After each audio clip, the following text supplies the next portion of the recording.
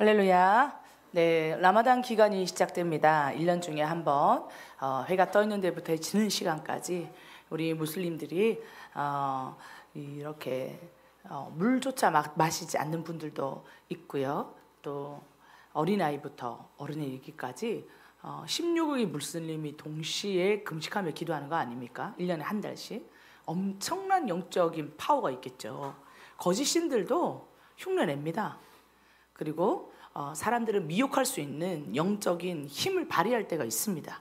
왜냐하면 하나님을 대적하는 영적 실체들이 있기 때문이에요. 그러니 1년에 한 번씩 해 뜨는 데부터 해 질 때까지 얼마 엄청나겠습니까? 그러니 우리가 기도로 깨어서 같이 또 우리 그 지역에 있는 그리스도인들, 또 우리 선교사님들 위해서 기도해야 되고, 또 그들이 또 역으로 중보기도 합니다. 어디를요? 무슬림이 아닌 사람들을 위해서 기도하겠죠.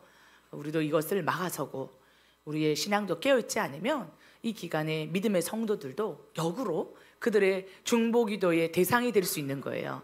그래서 기도로 이깁시다. 기도로 지킵시다. 기도로 막아내시기 바랍니다. 기간은 3월 1일부터 시작입니다. 얼마 남았죠? 이번 주말부터 시작이니까 여러분 계속해서 티플릿 기도 카드 잘 사용하셔서 보시고 정보 얻으시고 민족들 올려드리며 같이 기도하기를 원합니다. 제가 지난 주간에 이제 저희 FMC 캠프도 있었지만 2월 동안 각 지역들의 수련회, 작은 수련회 뭐 이런 거 많죠.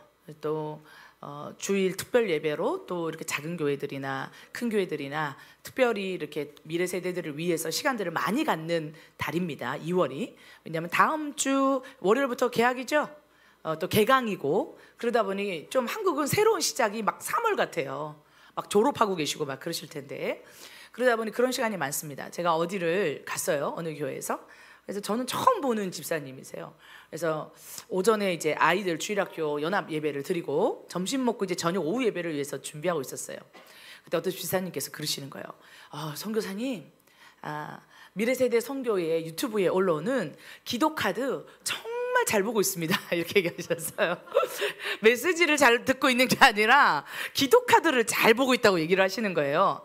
그러니까 말씀을 들어보니 본인이 사람들과 함께 선교 훈련을 하거나 기도 모임을 하는데 민족을 위한 기도 제목이 없더래요. 그래서 매주 만나야 되는데 무엇을 위해서 기도해야 되는지 늘 뭐 어느 나라에 이런 걸 위해서 기도합시다 할 수 있지만 뉴스에서 나오는 정도의 기도인 거예요. 그런데 우리는 그것을 영적인 눈으로 볼 수 있는 방향성, 안목, 객관적 정보 거기에다가 그 지금 현 시점에서 가장 필요한 민족의 기도 제목을 뽑죠. 그래서 자기가 어떻게 될지 모르겠다 그러고 있는데 자기가 아는 어떤 집사님이 얘기해 줬대요. 여기 유튜브에 한번 들어가 봐라. 기도 제목이 엄청 잘 정리돼 있다. 그렇게 얘기하셨대요. 그래서 봤더니 정말 민족 단위로 영역 단위로 또 그 상황에 맞게 기도 제목 너무 잘 돼 있고 동영상의 나레이션의 음악에 다 깔려 있더라는 거예요. 본인들은 반주자도 없대. 작은 모임이라서. 그러면 기도를 하려면 누가 기타를 쳐주거나 반주를 해야 되는데 자기네는 모임이 그렇지 않다는 거예요.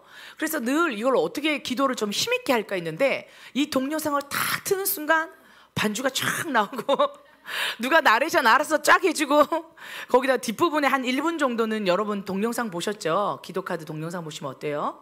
기도하실 수 있도록 음원만 나오거든요. 그리고 예수님의 이름으로 기도합니다. 아멘 이렇게 하니까 자기네가 기도 모임에서 사용하기가 너무 좋다고 얘기하시면서 저보고 뭐라고 하시냐면 너무 수고가 많으시다. 너무 감사합니다 이렇게 얘기하셨어요. 그랬더니 그 옆에서 듣고 있던 그 교회 집사님이 귀가 쫑긋하셔서 어디가 있다고요? 뭐가 있다고요? 자기 몰랐다는 거예요. 그리고 이런 정보를 너무 얻고 싶었다. 그래서 제가 바로 구독을 눌러드렸어요. 지사님 오늘 알림 설정 하셨나 모르겠네. 뜰지 모르겠는데 지사님 여기 구독하셔야 돼요 이러면서 찾아보셨죠? 구독 꼭 눌러드렸어요. 구독 좋아요 꼭꼭 눌러주세요. 수고하는 간사님들 힘내게. 그래서 제가 이렇게 얘기했습니다. 이거를 만드는 것이 다 청년들입니다. 시나리오를 2명의 청년들이 번갈아 그동안 쓰셨어요. 우리 김동욱 형제님은 군대에서 논의 뭐하냐, 2주에 한 번씩 시나리오 써라 이러면서 핸드폰을 손에 쥐어주잖아요. 마치고 나서 일과 외에 자기는 맨날 기사 보고 시나리오 쓰고 있대요. 그럼 사람들이 와서 또 쓰고 있냐고 그래서 아무도 자기를 건드리지 않았다고 그러더라고요. 보통 우리가 기도 시나리오를 쓸 때 보통 4개에서 5개의 링크와 기사를 직접적으로 찾습니다. 영어 링크 기사를 찾기도 하고요. 그 다음에 외국에서 오는 정보들이라든지 또 민족 그 소개 글이라든지 그 객관적 근거가 없으면 기도 제목 쓰지 말라가 목적이거든요. 그래서 4개에서 5개의 링크를 실제적으로 찾습니다. 홈페이지나. 그리고 거기에서 정보, 숫자, 날짜 정확하게 기재합니다. 그리고 그거를 시나리오를 씁니다. 그러면 어떤 청년이 쓰고 컨펌이 나고 나면 그걸 또 어떤 자매가 받아서 거기에 들어가는 사진을 다 찾습니다. 사진도 컨펌합니다. 이 사람 시리아 사람 맞아?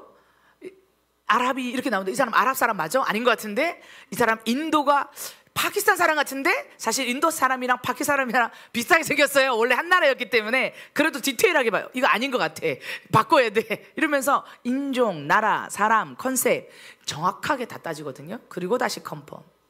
이제 한 청년이 또 했습니다. 그 다음 청년은 어떻게 합니까? 2명이 번갈아 가면서 나레이션 합니다.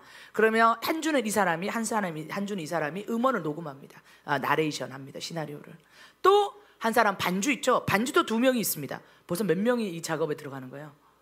팀이 엄청나죠? 그래서 반주하는 자매는 뭐냐면 그 시나리오 나레이션 하는 거 들으면서 반주합니다. 원래 하나 해놓은 거를 그냥 백그라운드로 맨날 까는 게 아니에요. 그 주에 그 글을 읽고 그 나레이션 하는 자매님 목소리를 들으면서 반주합니다. 그리고 그 반주를 녹음해서 맨 마지막에 이제 다시 마지막에 어떤 형제가 그거를 모아서 공익하시는 형제님이 공익하면 뭐하냐 이 하나님 나라를 위해서 시간 없으면 이거라도 해라 이래가지고 맨 마지막 한 형제가 이 모든 걸 취합해서 동영상 만들어서 올립니다. 일주일에 한 번씩 이 모든 사이클이 돌아갑니다. 엄청나죠? 여러분 진짜 열심히 기도하셔야 돼요. 두 팀이 양팀이 있습니다. 양팀이 한 팀이 이렇게 돌아가고 한 팀이 이렇게 돌아가거든요. 얼마나 귀합니까? 그래서 한국교회 청년들이 이렇게 대충 세보니까 한 10명 돼 10명이 일주일 동안 격주로 네 한 주, 나 한 주, 네 한 주, 나 한 주 이러면서 격주로 이거를 만들고 있습니다. 그래서 진짜 정성껏 만드는 기도 카드거든요. 그래서 열심히 활용하십시오. 기도하십시오. 지금 우리 라마단 기간에 긴급한 기도 제목, 현장 기도 제목 어떻게 하시겠습니까? 매주 현장에서 일어나는 일들을 위해서 우리도 역 라마단으로 기도할 수 있습니다. 기도가 너무나 필요한 시기고 국가적 차원에서도 그렇습니다. 그래서 우리 깨어서 새 학기도 시작하시지만 여러분 기도로 깨어있는 시즌이 되시기를 축복합니다. 자, 말씀 한번 보시겠습니다. 에스겔 말씀 2장 1절부터 7절까지 2장 1절부터 7절까지 교독하고 읽습니다. 그가 내게 이르시되 인자야 내 발로 일어서라 내가 내게 말하리라 하시며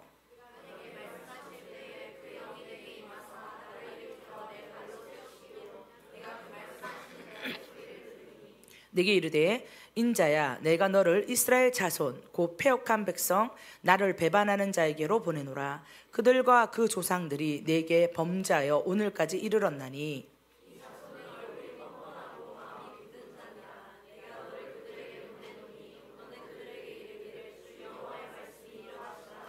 그들은 패악한 족속이라 그들이 듣든지 아니 듣든지 그들 가운데 선지자가 있음을 알지니라.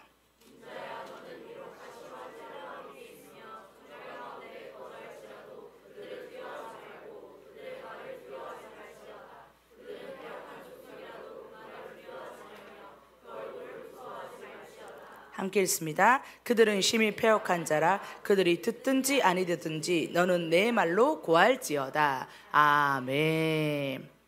자, 오늘의 말씀은 영적 방황, 말씀이 없는 삶이라는 제목으로 하나님 말씀 나눕니다. 여기에 나오는 우리 읽은 본문이 에스겔서입니다. 그러면 이 책의 주인공은 누굴까요? 에스겔이라는 선지자입니다. 그 사람 이름이에요. 에스겔. 자, 에스겔 선지자가 어느 날 있는데 하나님의 음성이 들립니다. 일어나라 이렇게 얘기했어요. 너는 일어서라. 그냥 일어서지 말고 네 발로 디디고 일어나봐라, 이렇게 얘기한 거예요.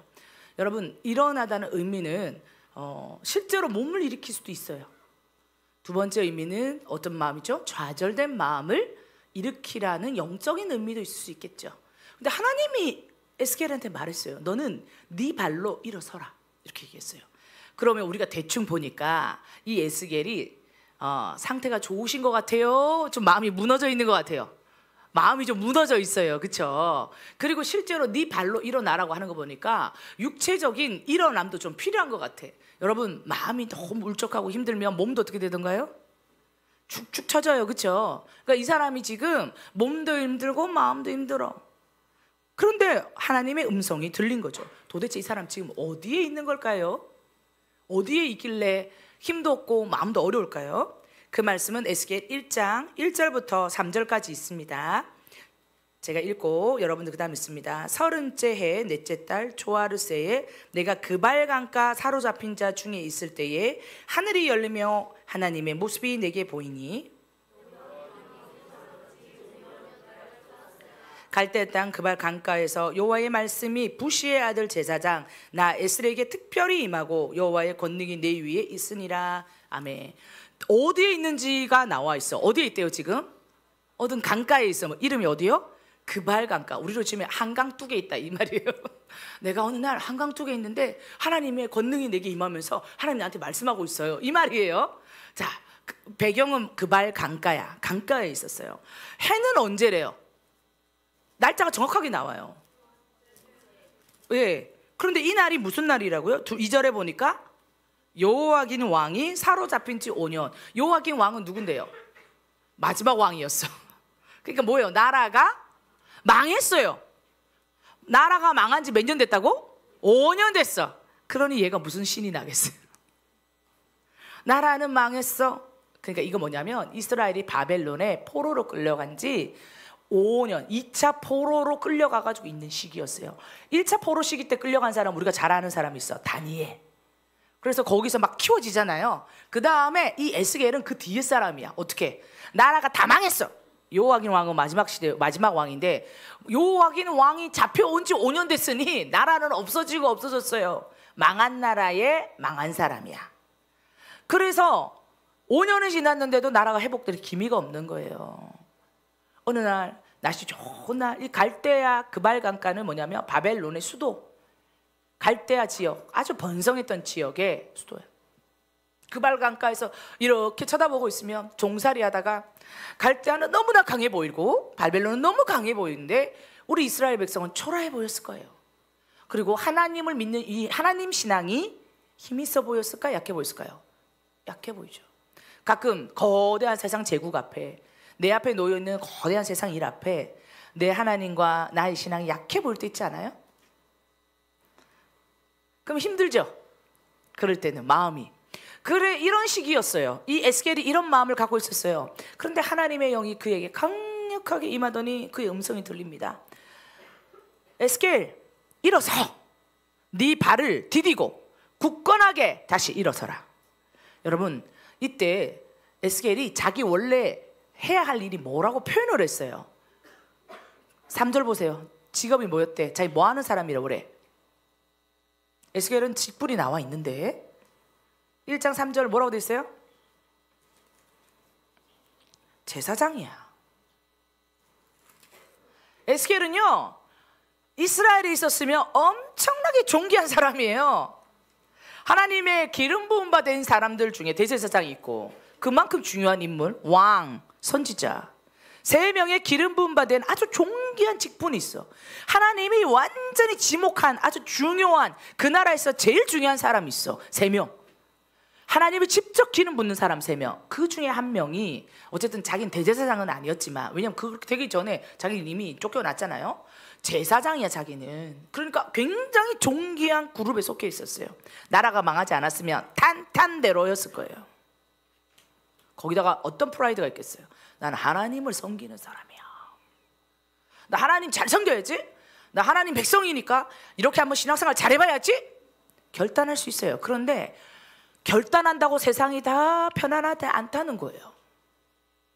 이 사람 결단했어요. 그리고 태생이 제사장 가문이야. 레위지파 제사장.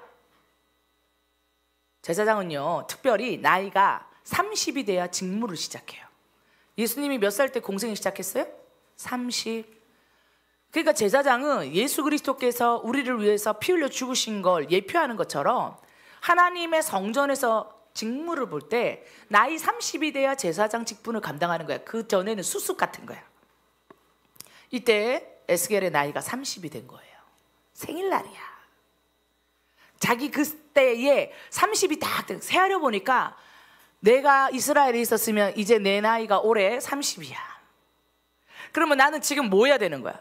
제사장의 위임식을 받으면서 엄청나게 존귀한 그 일에 이스라엘의 10손가락 안에 20손가락 안에 드는 진짜 존귀한 자가 되어가지고 요 하나님을 섬기는 사람이 되는 그 일들이 시작돼야 되는 날인 거예요.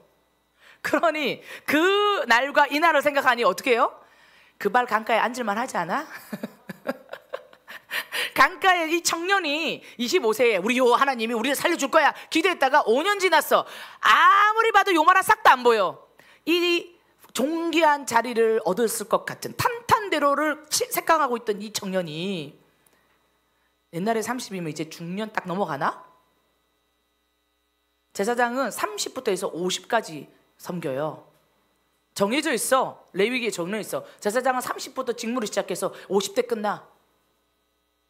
그러니 그 시간들 찬란한 인생의 가장 하이라이트 시기가 펼쳐질 거라고 생각했어. 늘 꿈꿨겠지, 어린 시절부터. 그리고 자기 사촌, 자기 가족들, 그 자기 레위지파에서 존귀한 자가 되는 자들을 보면서 뭐가 동경이 있었지 않겠어요? 나도 언젠가 저렇게 하나님을 섬겨야지.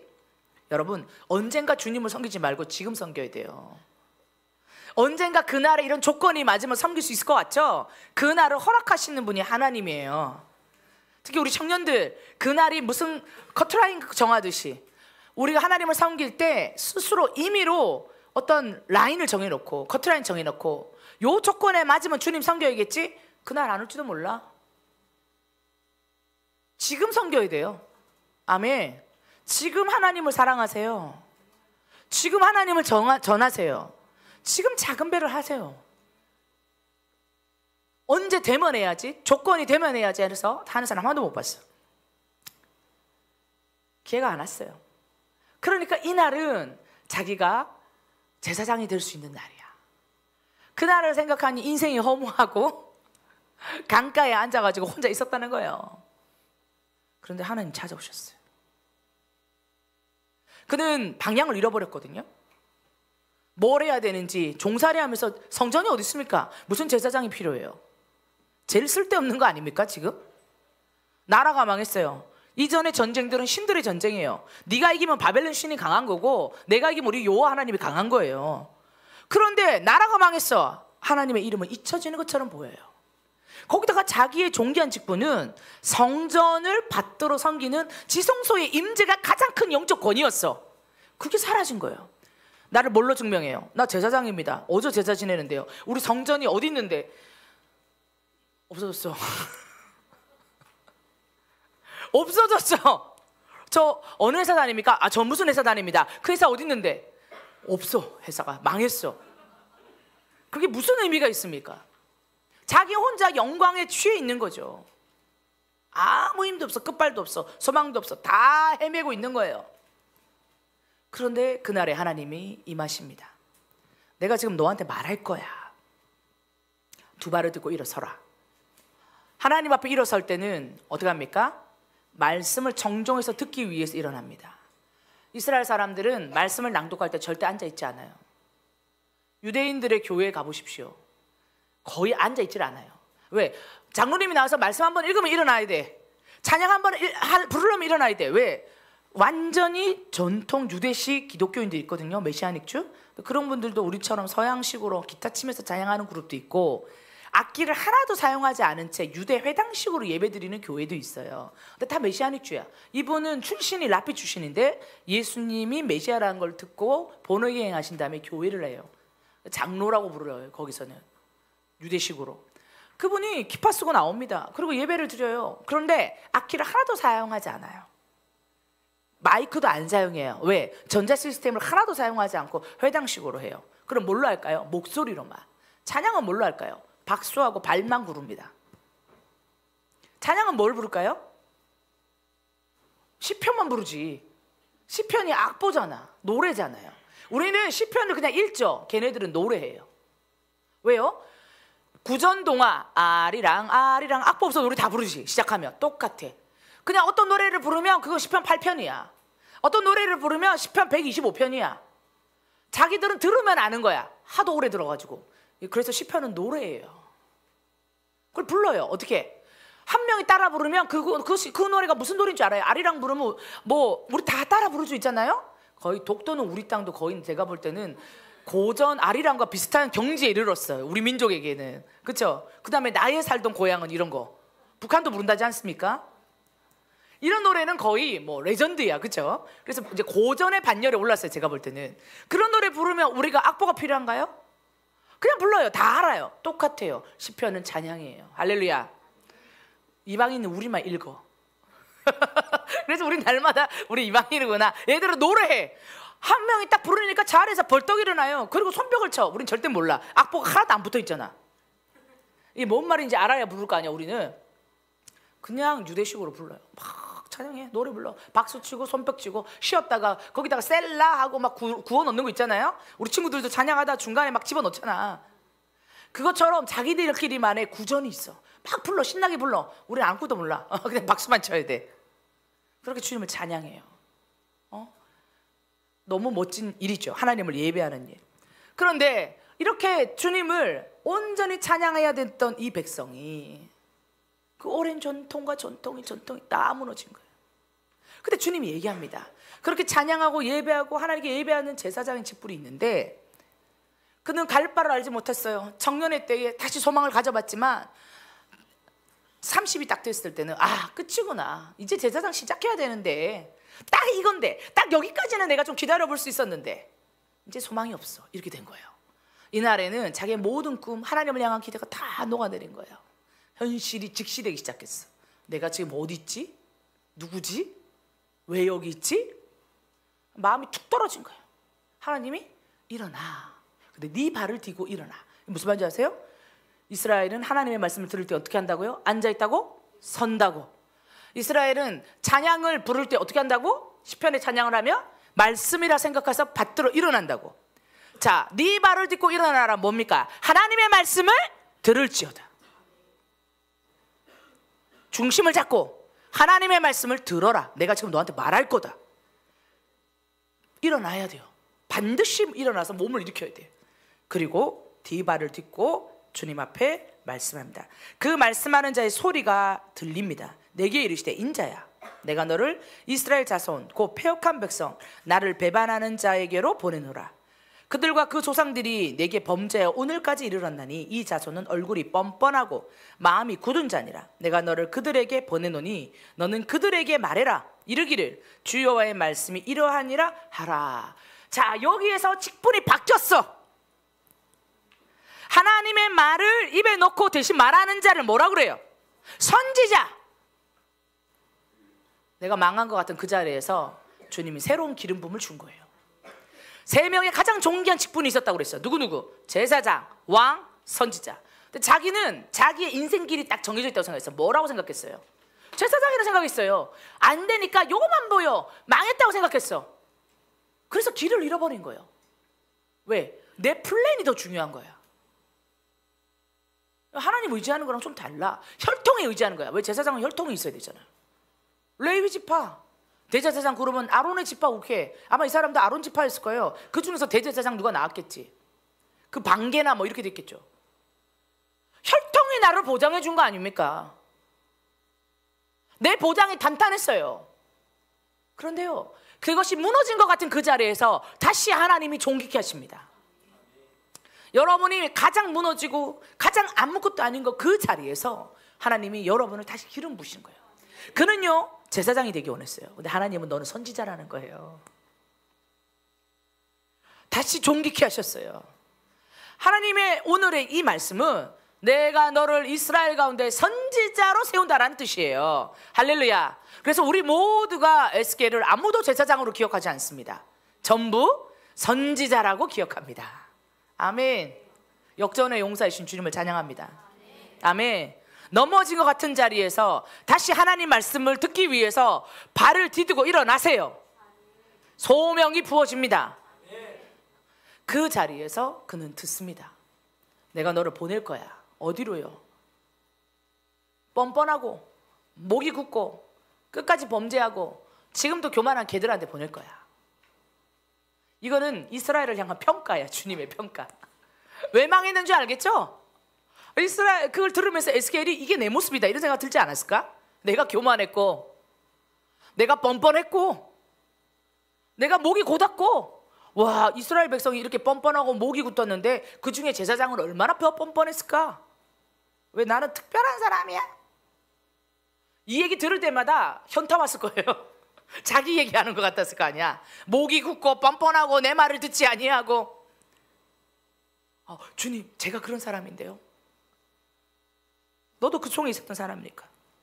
나를 배반하고 패역한 백성, 계속해서 범죄하는 이 백성에로 내가 너를 보낸다. 그러면서 주님이 5절에 그들은 패역한 족속이라 그들이 듣든지 아니 듣든지 그들 가운데 선지자가 있음을 알지니라. 아멘. 그러니까 너는 누구다?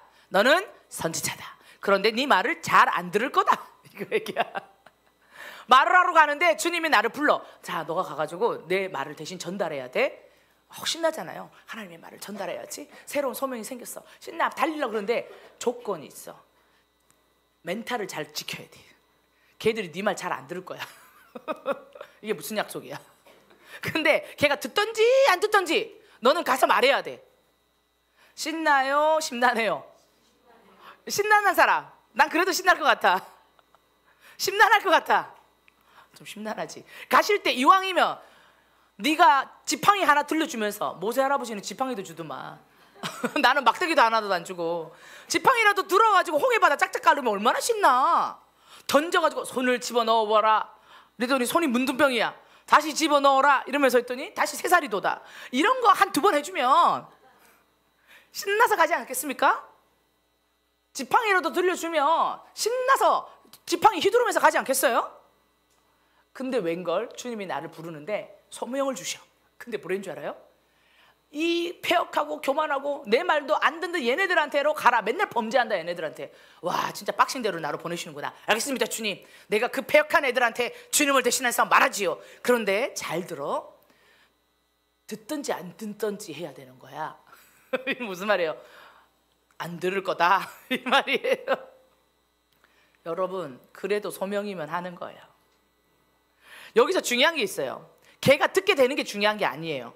내가 순종하는 게 중요해요. 역사는 누가 일으킵니까? 예, 주님이 하는 거예요. 여기서 중요한 소명자의 중요한 모습이 있어요. 그냥 하는 거예요. 제가 안 들었어, 제가 안 변했어, 열매가 없어. 이게 네가 가야 되는 목적이 아니야. 이게 우리가 움직일 수 있는 근거도 아니에요. 이게 내가 방황을 종식할 수 있는 근거도 아니에요. 우리는요, 다 보고 가기를 원하는 아주 못된 마음이 있어요.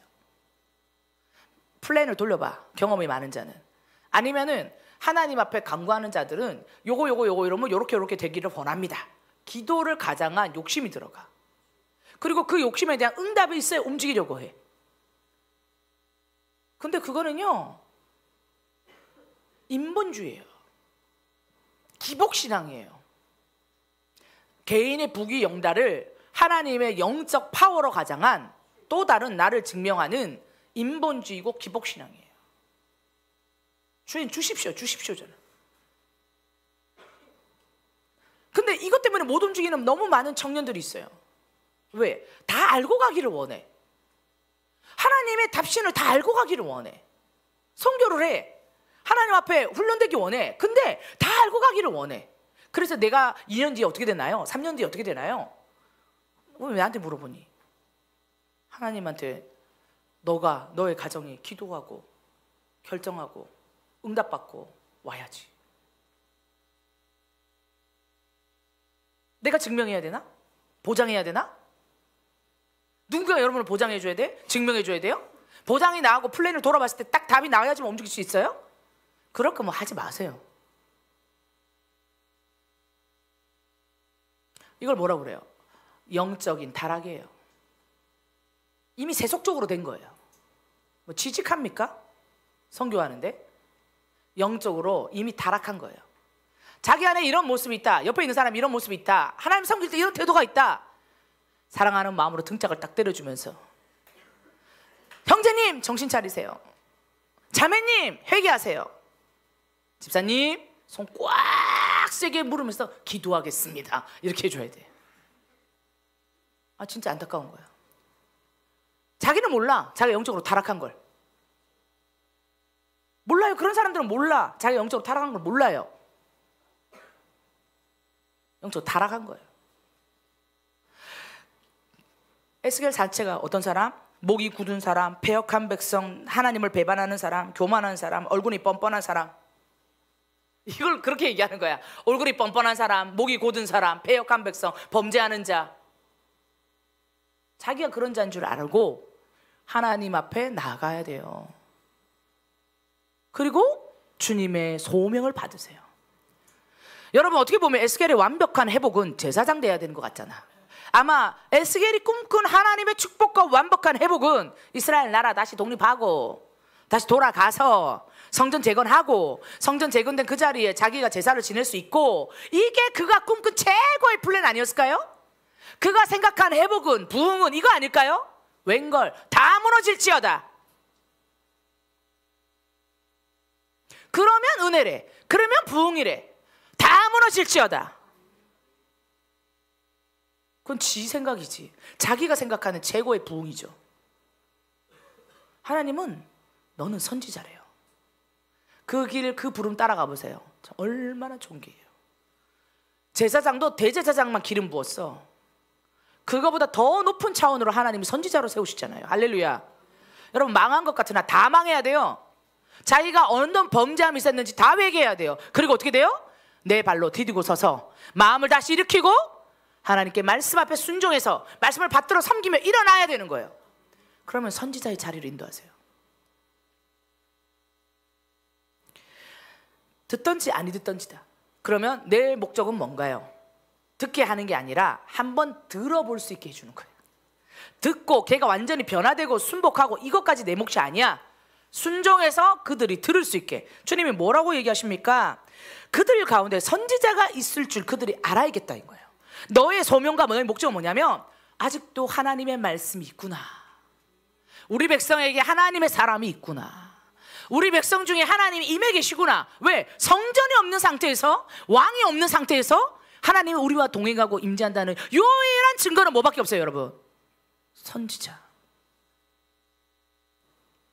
나라가 망해서 왕이 어디 있어요? 성전이 무너졌는데 성전이 어디 있어요? 그런데 그것만 계속 생각해. 지밖에 모르는 거지.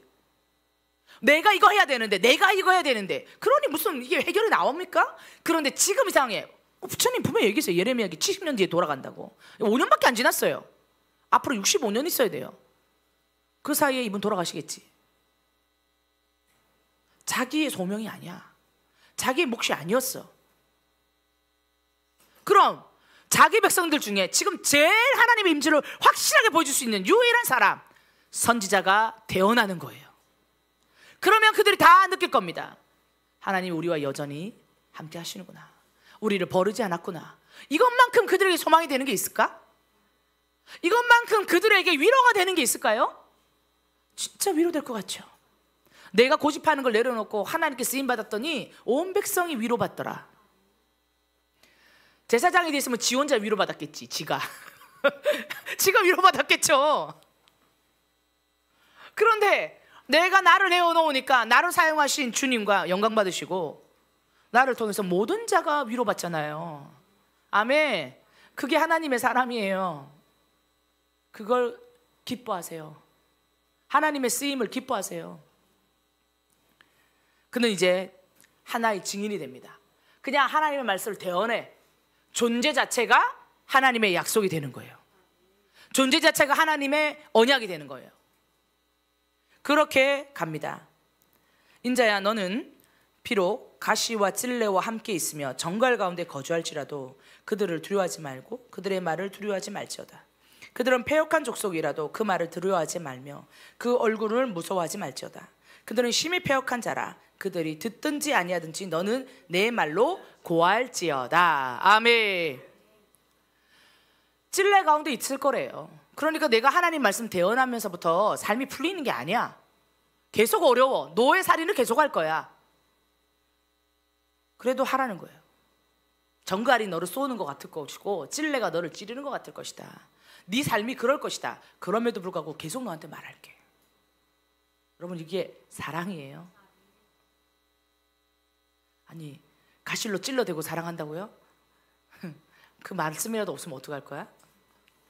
다른 백성들은 다 없어져 버렸는데 말살된 민족이 얼마나 많은데 그 패역한 백성도 살려서 말씀을 받드는 민족으로 돌이켜서 설득해가지고 70년 만에 다시 끌어내가지고 다시 하나님을 예배하는 백성으로 남겨가지고 2000년 동안 흩어져 있던 그 땅으로 다시 돌아가서 고토인 이스라엘을 세워서, 할렐루야! 보세요, 하나님의 열심을. 보세요, 하나님이 자신의 말씀을 완벽하게 지켜나가시는 성실과 능력을 보세요. 아멘. 이게 하나님 방법이에요. 여러분, 뭘 보기를 원해요? 내가 플랜을, 계획을 짜고 내가 보기를 원하고 다 알고 가고 싶어서 가는 여러분의 계획이 있기를 원하십니까? 아니면 하나님의 계획이 서기를 원하십니까?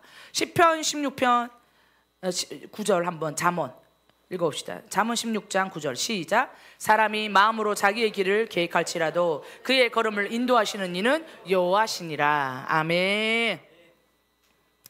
여러분이 마음으로 자기 길을 계획합니까? 주도권은 주께 맡기세요. 이제 작은 배를 할 겁니다. 민족 가운데로 또 나아가기를 원하는 분도 있고, 자기 삶에서, 캠퍼스에서, 또 직장에서 여러분 이제 작은 배 운동으로 또 선교를 이루는 공동체를 이루면서 여러분 달려갈 텐데 계획대로 안 될 수 있습니다. 듣든지 아니 듣든지 순종하세요. 계획대로 안 돼도 돼요. 내 계획이 무너지고 하나님의 계획이 성공하면 성공한 겁니다.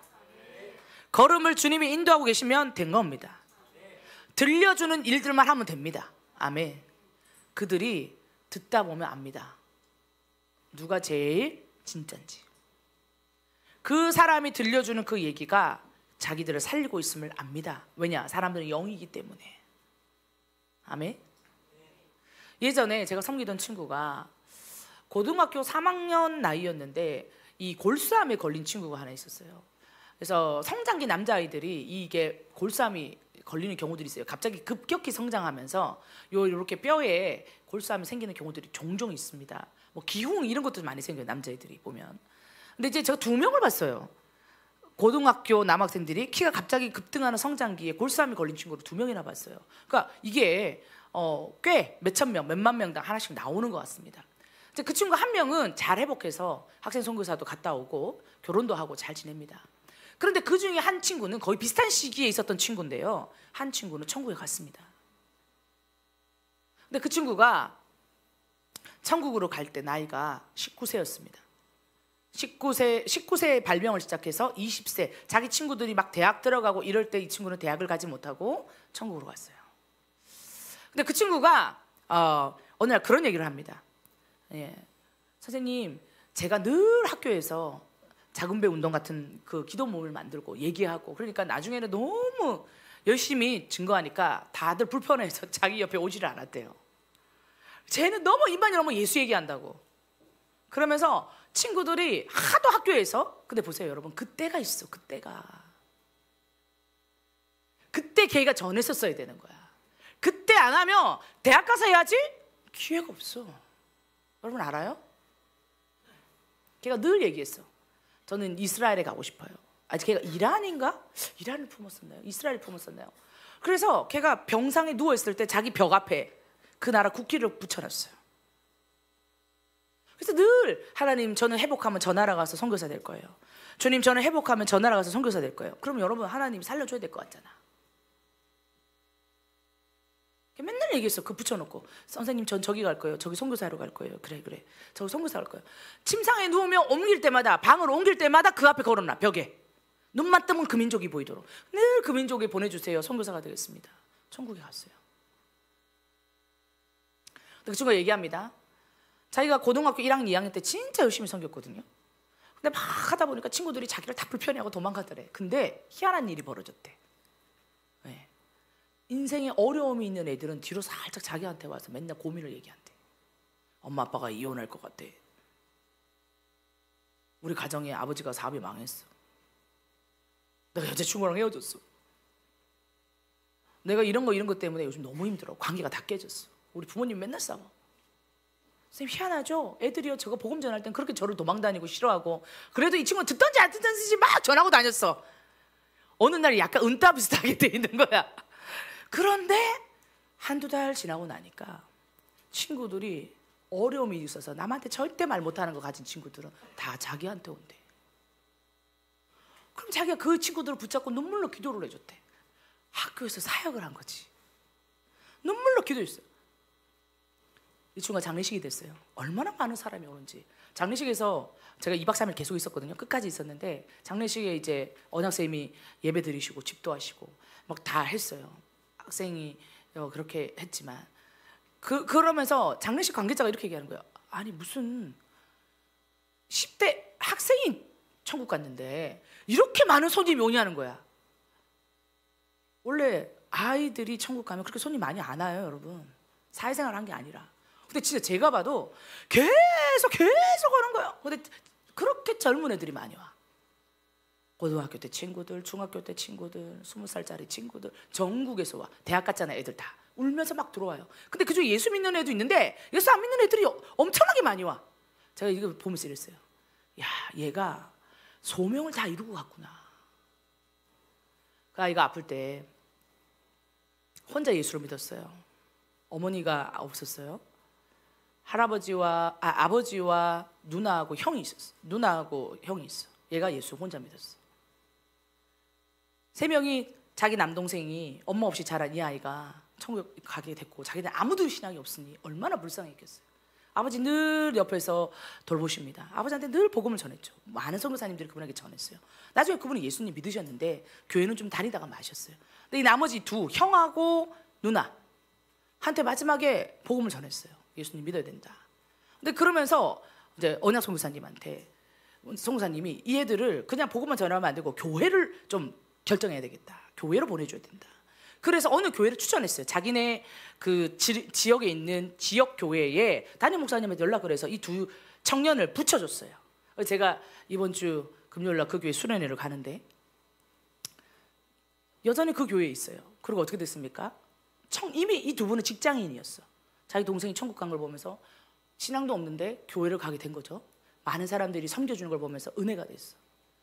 이 아이가 자기 남동생이 자라나서 어떤 모양이 되기를 이 아버지와 이 형제는 꿈을 꿨을까요? 소망이 있었겠죠. 이 아이를 향한. 이 아이도 자기 꿈이 있었을 거예요. 일하는 선교사가 되고 싶다 이게 있었겠지. 근데 어떻게 소명을 이루냐면 그 매 순간 성실하게 이 아이가 산 거야. 최선을 다해서 복음을 전하면서. 누나하고 형 예수 믿어야 돼, 예수 믿어야 돼. 그 유언처럼 한 거죠. 엄마, 아버지 예수 믿어야 돼. 이 아이는 자기 엄마 얼굴도 몰라요. 할머니 손에 자라다가 어떻게 보면 불쌍한 거야. 근데 얼마나 많은 사랑을 받았는지 자기가 엄청나게 많은 사랑을 보내줬기 때문에. 그 두 형제 남매를 교회에다가 목사님께 연결시켜서 했습니다. 그리고 그 교회에서 자라납니다. 선교 훈련을 받습니다. 나중에 누나는 청년부 회장이 됩니다. 그 남동생은 믿는 사람 선교 예비 훈련생이랑 결혼을 합니다. 그 남동생은 장기 선교사이고 누나도 선교사입니다. 그 남동생의 형, 그 형과 그 누나가 선교사가 됐어요. 자기가 선교사 가려고 그랬잖아요. 한 알에 미리 땅에 떨어져 죽으면 30배, 100배 열매를 맺어요. 그 친구의 친형제 자매, 예수 안 믿던 형제 자매가 그 아이의 천국 가는 모습을 보고 예수 믿고 교회 가서 뿌리 내려서 잘 자라서 그 교회에서 청년부 회장도 하고 쭉쭉 자랍니다. 지금은 둘 다 장기 선교사예요. 그것도 프론티어 현장. 아랍 무슬림을 섬기는 장기 선교사예요. 할렐루야. 여러분, 본인이 어떤 모양으로 하나님을 섬길 수 있다? 다 알고 가는 사람 아무도 없습니다. 다 알고 시작도 못하고요. 다 알고 끝도 맺을 수 없습니다. 근데 하나 확실한 게 있어요. 쓰임받는 인생이 되세요. 어떤 사람은 어쩌면 70, 80 평생을 살아도 이 정도 열매 못 맺는 사람 많을 거예요. 얘는 만 18세였거든요. 만 18세, 19세. 그런데요, 얼마나 많은 열매를 맺었는지 모릅니다. 에스겔은 선지자가 아닌 제사장, 그 자리가 자기의 소명이라고 생각했어요. 혈통이 그렇게 태어나게 하셨으니 하나님의 뜻이 거기 있는 줄 알았어요. 그런데요, 다 내려놓고 온전히 주의 뜻을 따를 때 그는 듣든지 아니 듣든지 외치는, 마치 광야에 외치는 세례 요한처럼 존재 자체가 하나님의 임재의 증거가 되는 선지자가 됩니다. 나중에 보세요. 그가 얼마나 온갖 퍼포먼스를 다 하는지 모릅니다. 말도 안 되는 짓 많이 해요. 왜요? 하나님이 너희가 이렇게 망한다 하는 걸 보여주기 위해서. 또 나중에 아내도 황망하게 죽습니다. 네가 아내가 죽거들랑 곡하지 말라. 아침에 주님의 음성이 그렇게 했었는데 오후쯤에 아내가 죽습니다. 에스겔이. 근데 주님이 얘기했어요. 곡하지 말라. 아내가 죽을 때. 말도 안 되는 얘기를 아침에 들었어요. 너의 아내가 죽을 때 곡하지 말라. 그가 자기 아내가 비명 행사했는데 그걸 지켜요. 그날 죽어요, 아내가. 하나님 그렇게 순종했는데 어떻게 이럴 수 있죠? 왜 그렇게 얘기하셨냐면 이스라엘 모든 백성이 이렇게 고통한다. 그들 모두가 아내를 잃고 부모를 잃고 자녀를 잃었다. 너만 고통하는 것이 아니다.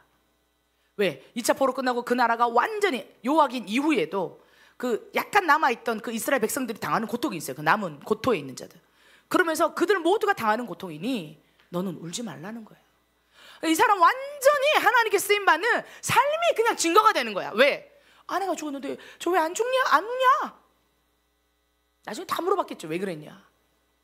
소식이 몇 달 뒤에 들려올 거 아니야. 이 땅에 있는 아픔의 소식들이 나중에 들어오면 압니다. 그들도 그때 그 시기에 고통했다. 나만 그런 게 아니다. 모든 백성이 함께 고통했으니 이 고통을 주님이 나한테 알라 하시는 거다. 진짜 힘든 삶이에요. 근데요, 에스겔이 그걸 다 지켜내요. 진짜 순종해요. 진짜 존귀하게 하나님을 섬겨요. 아멘. 여러분, 시간이 났으면 에스겔서를 쭉 읽어보십시오. 우리는 마른 뼈 살리는 능력밖에 안 받지. 에스겔 하면 그것밖에 모르지. 마른 뼈도 살려요. 근데 그 마른 뼈를 살리는 영광스러운 대단한 대언자만이었던 게 아니야. 이런 청년 시절의 좌절이 있었어요. 꿈이 좌절되는 것 같은 순간이 있었어요. 가장 가까운 아내가 죽고 어려움을 겪는 순간이 있었어요. 그게 에스겔이에요. 그런 주기도 불구하고 마른 뼈를 향하여 대언할 수 있는 하나님의 사람. 뼈 보고 대언해서 살아나라. 이거 우리가 성경에서 됐다는 걸 들어서 그렇지 얼마나 황당하니. 공동묘지에 가갖고 살아나라 말라 비틀어진 뼈를 보면서 정신 나갔다고 생각할걸? 그걸 할 수 있어야 되잖아요. 대신 말할 수 있어야 되잖아요. 어떻게 그렇게 할 수 있는지 알아요? 삶으로 하나님이 말하는 것만 말하는 삶을 철저하게 살아냈어요. 마치 예수 그리스도의 공생애를 지나가는 것처럼 에스겔은요, 그 짧은 기간 동안, 나중에 에스겔은 22년 동안 예언합니다. 22년의 세월 동안 온 삶이 다 알아. 지나다니며 바벨론 사람까지 다 알아. 쟤는 하나님의 선지자래. 야, 그렇게 22년을 하나님이 하라는 대로만 하면서 산다고 생각해 보세요. 대단한 거죠. 거룩을 막 삶으로 살아냈어. 거룩을 막. 그래서 하나님을 나타내. 제사장도 30세를 시작해서 50에 끝난다고 그랬죠, 직분이. 그가 30의 예언을 시작해서 22년간 예언해요. 거의 50줄에 끝났어요.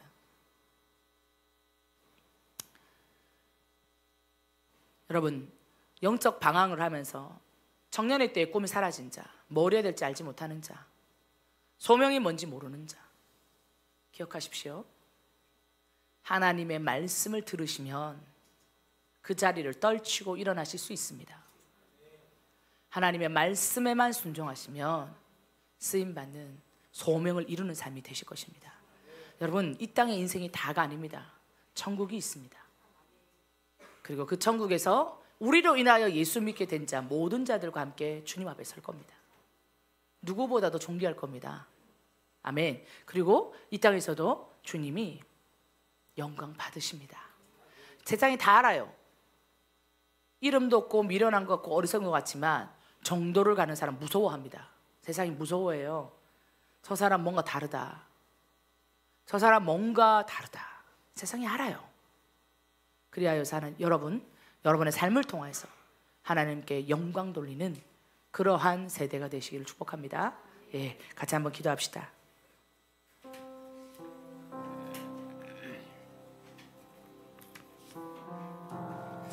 저희가 찬양하면서 하나님 앞에 함께 기도하며 나아갈 때 고백하는 마음으로, 말씀을 기억하는 마음으로, 기도하는 마음으로 아버지 앞에 서기를 원합니다.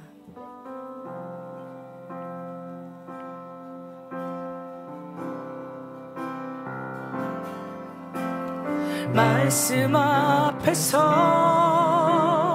경외함으로 주께 홀로 섭니다. 생명의 말씀 읽고 순종해 주를 예배합니다. 기록된 말씀 힘이 있어서 진리로 우리 거룩해 하며 거룩한 말씀 세세 영원히 복음이 되어 말씀하시네. 하나님 말씀에 두려워 떠는 자,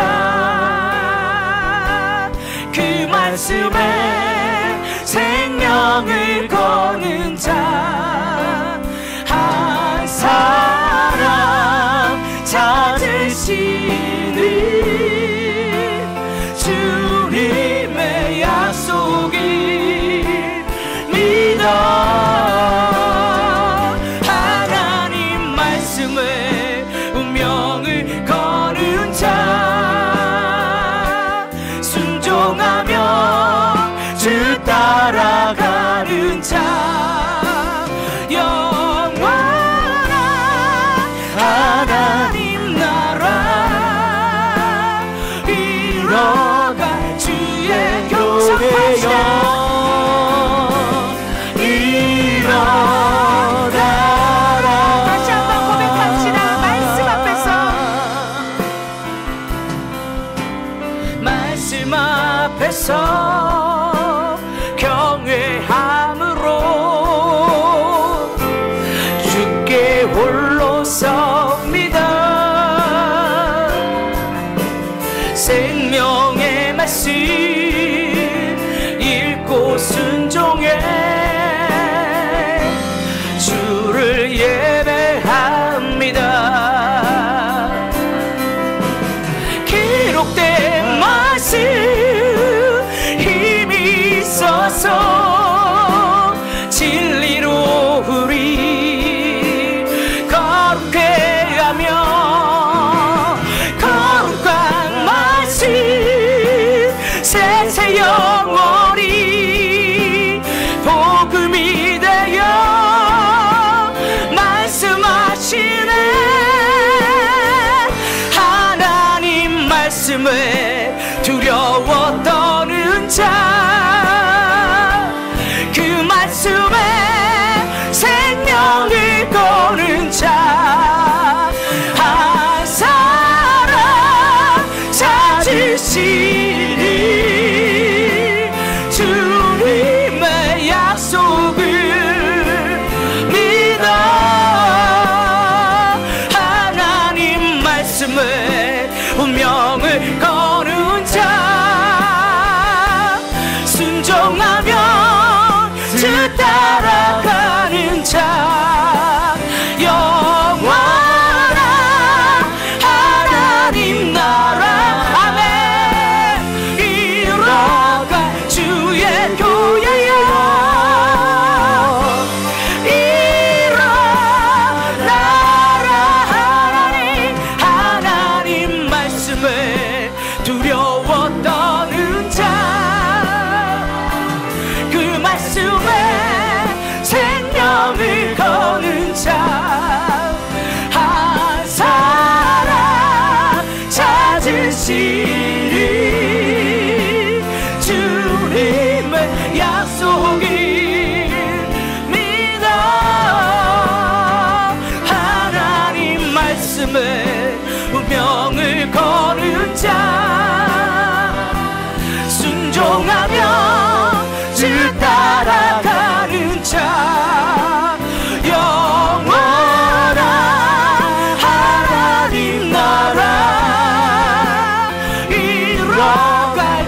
주의 교회야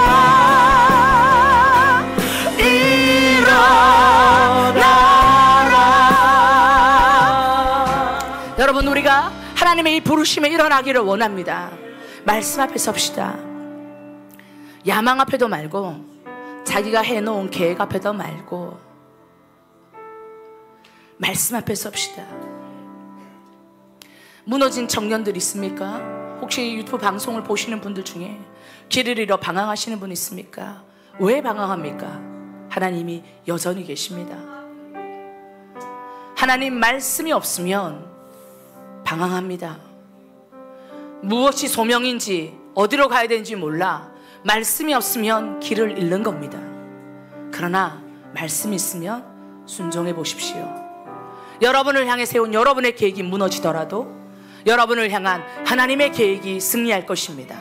이 시간 우리 함께 기도하기 원합니다. 하나님 말씀 앞에 서겠습니다. 주님 앞에 서겠습니다. 주님 말씀하신 걸 듣고 따라가기를 원합니다. 주여, 우리를 인도하여 주시고 한국교회가 그렇게 일어나게 하여 주시옵소서. 하나님의 말씀 앞에 설지어다. 그분 앞에 일어날지어다. 함께 기도하겠습니다. 주여,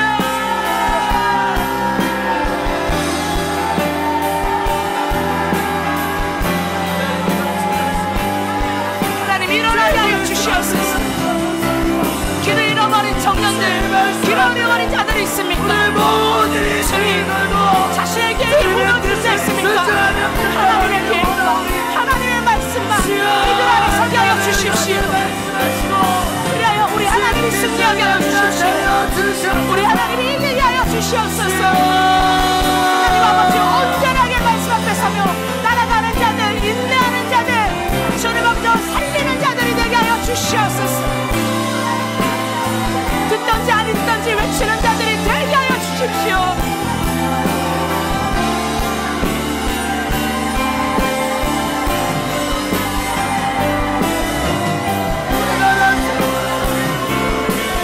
하나님 말씀을 두려워 떠는 자,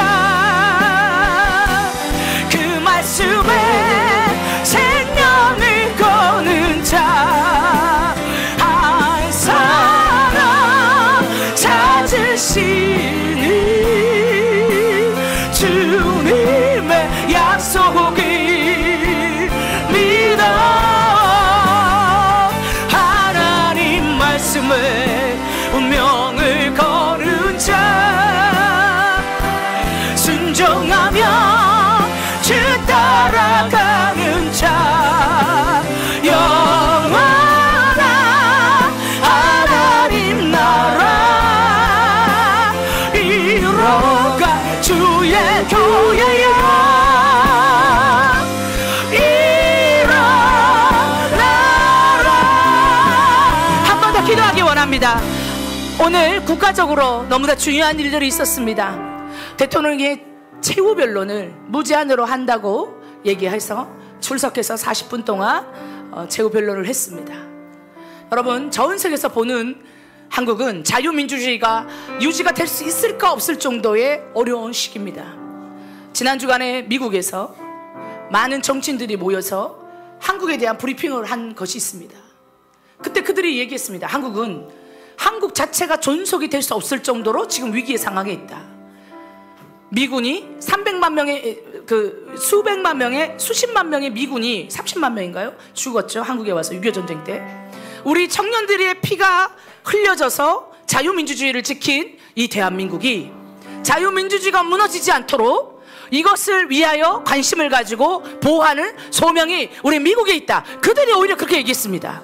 우리 청년들이 헛되이 죽지 않도록 이 땅에 피 흘렸던 청년들이 자유민주주의를 지키고 대한민국을 지키기 위해서 피 흘렸는데 우리는 이 땅을 향한 이것을 포기하지 말아야 된다.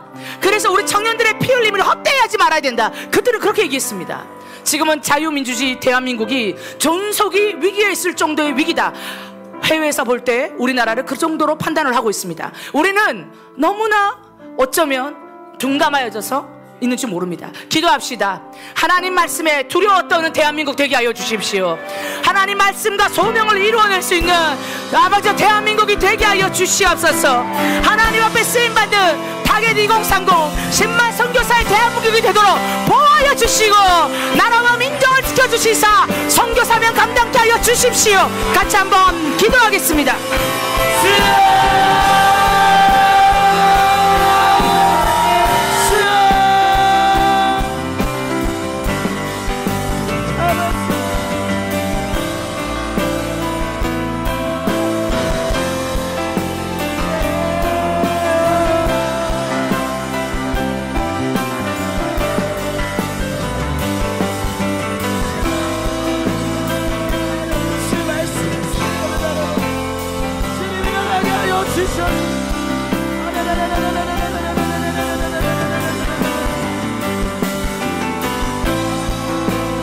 주 말씀을 교회로 일어나게 하시옵소서.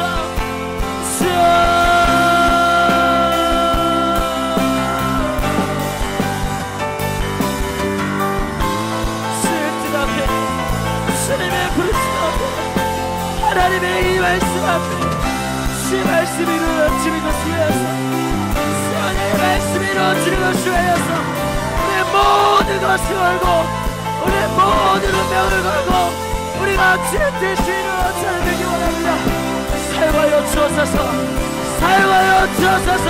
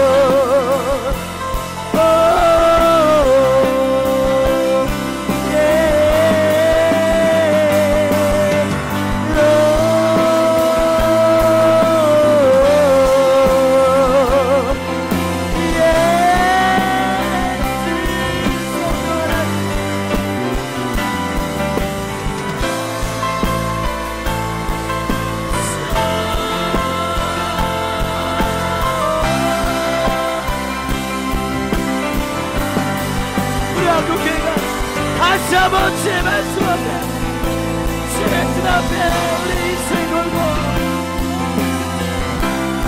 달려가는 주에게 네가 하여 주옵소서. 일어나게 하시옵소서. 다시 한번 이 땅을 회복시켜 주시옵소서.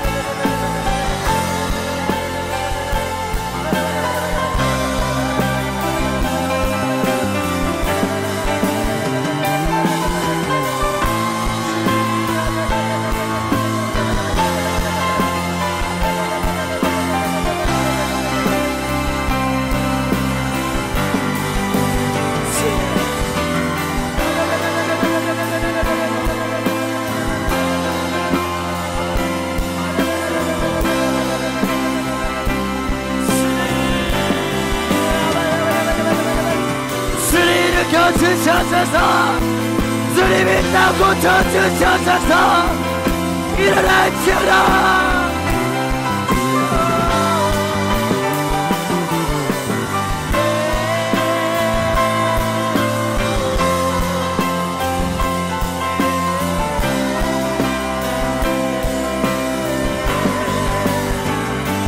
주님 우리 한국교회 다시 한번 일으켜주시고 말씀 앞에 세워지게 하여 주시고 즐거움과 부르심을 향해 세워져 가게 하여 주시옵소서.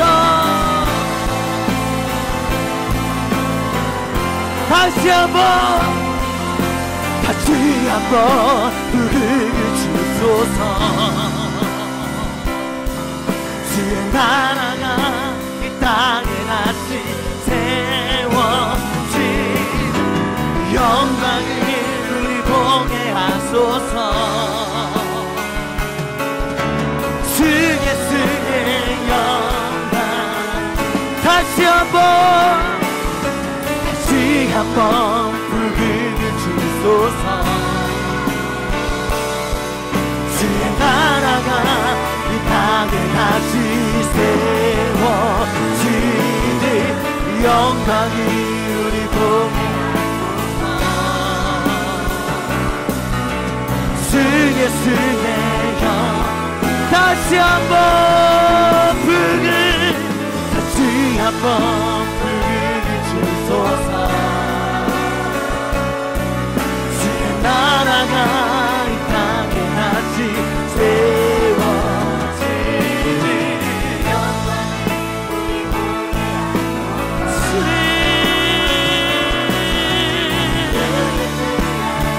간구합니다. 다시 한번 불을 주소서. 예, 주님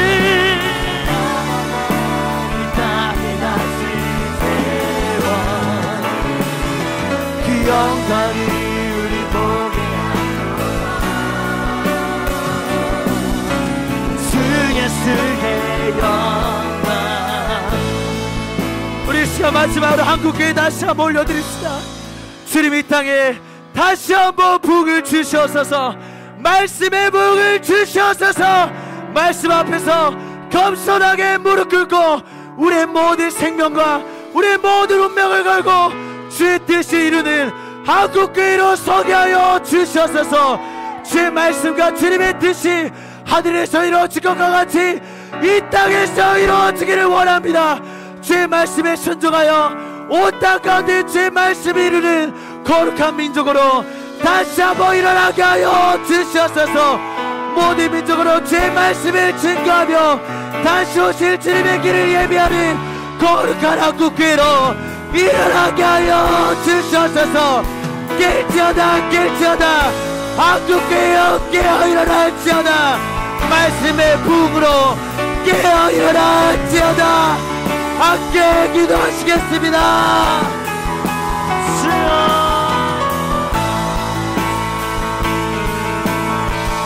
주님 아버지여,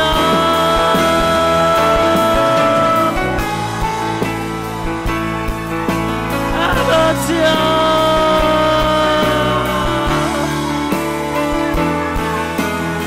하나님 일어나게 하여 주셔서 이 나라의 민족을 긍휼히 여겨 주셔서 다시 한번 주님의 뜻 가운데 세워지게 하여 주시고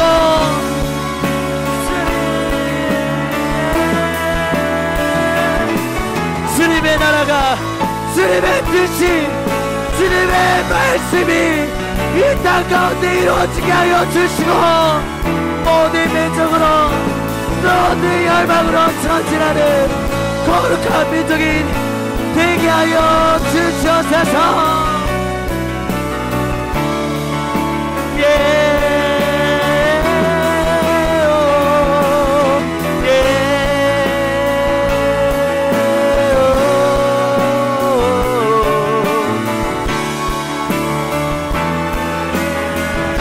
다시 한번 불을 주소서.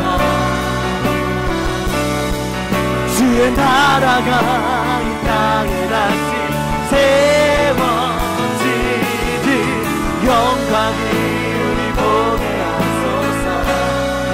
예, 주님 다시 한번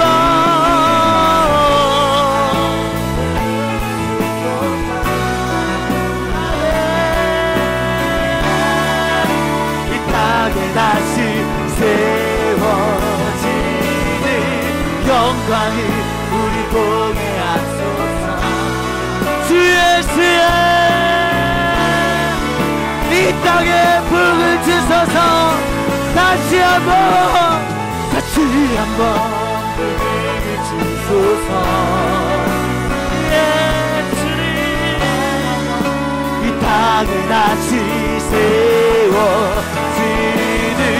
영광이 우리 보게 하소서. 주 예수의 영광이 다시 한번 물들게 주소서. 주의 나라가 이 땅에 다시 세워지는 영광이 우리 보게 하소서. 주 예수의 영광이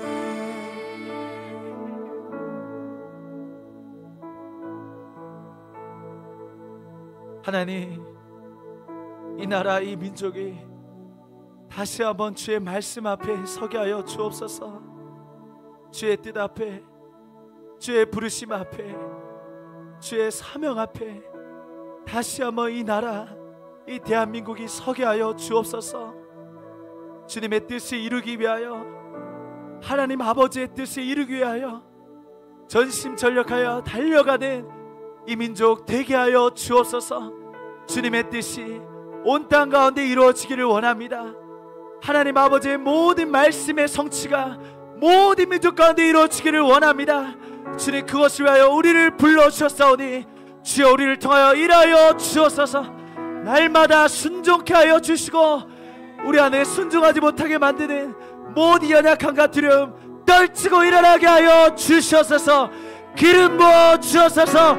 주님의 뜻이 이루어질지어다. 하나님 아버지의 말씀이 이루어질지어다. 주님, 그것을 위하여 우리의 모든 인생을 다 드리오니 주님의 뜻을 마음껏 이루어 주시옵소서. 하나님 아버지의 뜻이 온 하늘과 온 땅 가운데 속히 이루어지게 하여 주시옵소서. 그 일이 이루어지고 영광 받으실 주님 찬양합니다. 감사드리며 우리의 모든 말씀의 주인 되시며 우리의 생명의 주인 되신 우리 주 예수 그리스도의 이름으로 함께 기도드립니다. 아멘.